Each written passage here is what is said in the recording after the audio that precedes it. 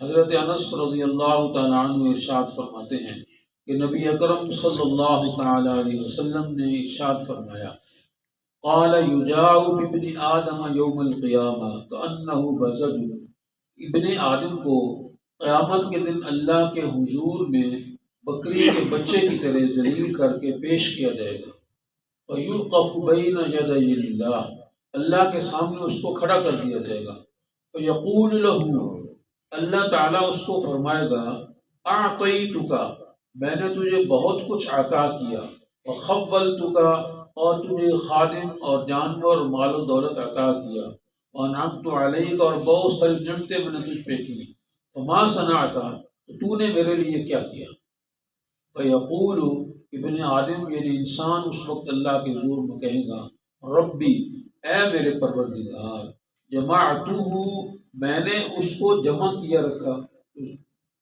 وثمرتہ، اور اس کو میں نے بڑھایا، یعنی اس میں نے اضافہ کیا، وترکتہ اکثر ما کان، اور پہلے سے زیادہ کر کے اس کو میں چھوڑ کے آیا، فرجعنی، بس آپ مجھے بھیج دیں وہاں پہ، آتی کبھی کلی ہی، میں اس سارا کا سارا تیرے حضور میں اب لے کے آتا ہوں، فیقول لہو، پھر اللہ تعالیٰ اس کو فرمائیں گے، آرینی ما قدمتا، تو مجھے دکھا دے تو لے کر آیا ہے، جو تو نے بھیجا ہے آگے وہ مجھے ابھی دکھا دے، فیقول ربی جمعت وثمرت وترکتہ، پھر وہی بات کہے گا، میرے پروردگار، میں نے اس کو جمع کیا، اس کو میں نے زیادہ کیا، اور میں نے پہلے سے زیادہ کر کے اس کو چھوڑا، فرجعنی آتی کبھی کلی ہی، بس تو مجھے واپس بھیج دے، مجھے لوٹا دے اس طرف، دنیا کی طرف، میں اسے لے کے آتا ہوں، فإذا عبد، بس یہ ایسا آدمی ہوگا، ایسا انسان ہوگا، ایسا بندہ ہوگا، لم یقدم خیرا، اس نے ایسا کوئی بھلائی کا کام آگے نہیں بھیجا ہوگا جو اسے کام آ سکے، فیمضی الی النار، اس کو اللہ تعالیٰ پھر دوزخ کے اندر پھینکوا دیں گے۔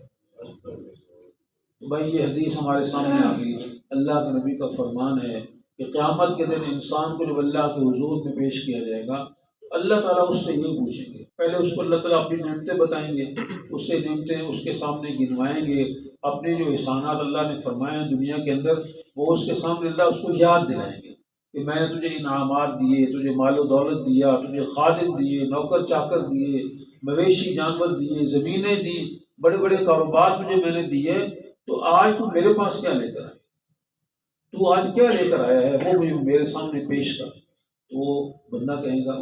یعنی اس نے کوئی نیک اعمال نہیں کیے ہوں گے، اس لیے وہ اللہ کے حضور میں جائے گا،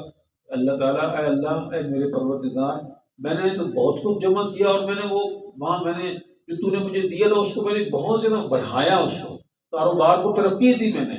اور میرے جانور بھی بڑھ گئے، میری دکانیں بڑھ گئیں، میری فیکٹریاں بڑھ گئیں، میرے کاروبار وسیع ہو گئے، اور جو میں وہاں بہت کچھ چھوڑ کر آیا ہوں، آپ مجھے وہاں بھیجیں، میں تیرے پاس لے کر آیا ہوں۔ انسان یہ دنیا سے جانے کے بعد واپس تو نہیں آئے گا، تو اللہ تعالیٰ اس کو دو دفعہ یہ بات یاد کرائیں گے، دو دفعہ اپنے انعامات کو اس کے سامنے گنوائیں گے، اور دونوں دفعہ یہی کہے گا، کیونکہ اس نے کوئی خیر کا کام کیا نہیں، اس نے بھلائی کا کام کیا نہیں، ساری زندگی اللہ کی دی ہوئی نعمتوں کی ناشکری کی، اس نے ناشکری سے مراد یہ ہے کہ اس نے اس شکرانے کے طور پہ اللہ کی دی ہوئی انعامات اور نعمتوں میں شکرانے کے طور پہ اللہ کے احکامات کو نہیں مانا، اس نے اللہ کی عبادت نہیں کی، اس نے مخلوق کے ساتھ بھلائی نہیں کی، اس نے ظلم و ستم کے بازار گرم کیے رکھے، اس نے لوگوں کے حقوق ضائع کیے، بلکہ لوگوں کے مال و دولت کو چھینتا رہا، غصب کرتا رہا، ان سے ان کے اوپر ڈاکے ڈالتا رہا، ان کی زمینوں کو چھینتا رہا اپنے مال کو بڑھانے کے لیے۔ اللہ کے ظلم میں وہ یہی کہہ رہا ہے کہ میں نے تو بہت جمع کیا، اور میں نے بہت مال و دولت کو بڑھایا ہے، اور میں وہاں بہت کچھ چھوڑ کے آیا ہوں، آپ مجھے بھیجیں تو صحیح، میں اس کو لے کے آ جاتا ہوں۔ تو دو دفعہ یہ اللہ تعالیٰ اتمام حجت فرمائیں گے، اور دونوں دفعہ ایک ہی جواب ہوگا اس انسان کا جس نے دنیا کے اندر کوئی خیر اور بھلائی کا کام نہیں کیا ہوگا، اور اس خیر اور بھلائی کے کام کو دنیا کے اندر کر کے آگے اللہ کے حضور میں وہاں پہنچایا نہیں ہوگا۔ فَإِذَا عَبْدٌ لَمْ يُقَدِّمْ خَيْرًا، کہ ایسا بندہ ہے جس نے آگے کوئی خیر کا کام نہیں بھیجا، اس اللہ تعالیٰ جو ہے فرشتوں کو حکم دیں گے کہ اس کو دوزخ کے اندر ڈالیں، کیونکہ اس نے بھلائی کا کام کیا نہیں۔ اگر بھلائی کا کام کیا ہوتا، خیر کا کام کیا ہوتا، دنیا کے اندر رہ کر اپنے دوسرے ساتھیوں اور انسانوں اور اپنے بھائی اور اپنے رشتہ داروں عزیز و اقارب اور محلے داروں اور اپنی قوم اور وطن کے لوگوں کے سب بھلائیاں کی ہوتی تو آج وہ بھلائیاں اللہ کے حضور میں وہاں جمع ہوئی ہوتی اور اس کو فائدہ ہوتا۔ اس لیے اللہ تعالیٰ اس کو اللہ کے سامنے یہ مال و دولت تو نہیں جائے گا، ہمارے اعمال جائیں گے، تو اس کے نتیجے میں ہم کریں گے۔ اگر ہمیں اللہ نے فراوانی دی ہے اس موقع سے فائدہ اٹھا کے غربا کے اندر اس مال کو تقسیم کیا جائے، محتاجوں کے اندر تقسیم کیا جائے، ضرورت مندوں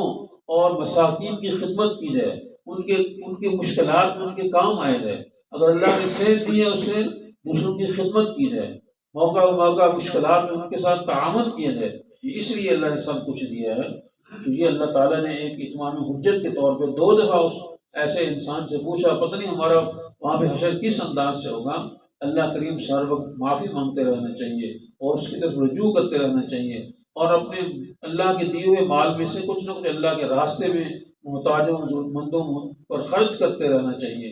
اور اس پہ اترانا نہیں چاہیے کہ اللہ نے بہت کچھ دے دیا اور بڑی دولت دے دی ہے، آزمائش ہے اللہ کی طرف سے۔